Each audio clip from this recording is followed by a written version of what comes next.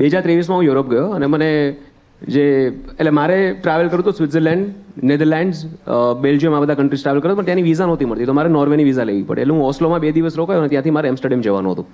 તમે આજે by the way route કીધો ને તો તમે એ રીતે બોલ્યા કે હું અહીંથી લીંબડી ગયો, લીંબડીથી અહીંયાથી લગભગ 90% લોકોને આ જીઓગ્રાફી કઈ જ ખબર નહીં પડી. તમે ડાયરેક્ટ પણ બુડાપેસ્ટ બધા કહી ટોકા મને આવે, અચ્છા ઓ એમ ઓ પણ એવું છે. કમળા માસીને મળ્યા તો બરાબર, હા સરસ. હા પછી ઓસ્લો થી ક્યાં ગયા? હા, એટલે ઓસ્લોમાં હું જે હોટલમાં હતો ને, હોટલનું વાઈફાઈ સિક્યોર્ડ નહોતું.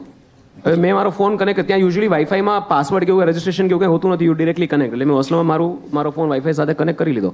આઈ ડિડન્ટ નો કે મારો ફોન હેક થઈ જશે, મને કંઈ ખબર નહીં. હા, બીજા દિવસે હું એમ્સ્ટરડેમમાં, તો એમ્સ્ટરડેમમાં પણ એવું થયું, મેં મારા એજન્ટને કીધું હતું કે મને છે ને in the heart of the city, બરાબર સિટી સેન્ટરમાં મને હોટલ જોઈએ, સો દેટ મારે પબ્લિક ટ્રાન્સપોર્ટ યુઝ ન કરવું પડે.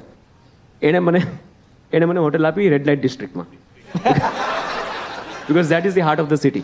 Technically red light district is the heart of the city. Yeah, Dam Square. હા, ડેમ સ્ક્વેર ની પાછળથી રેડ લાઇટ ડિસ્ટ્રિક્ટ. તમને ખરી ખબર છે?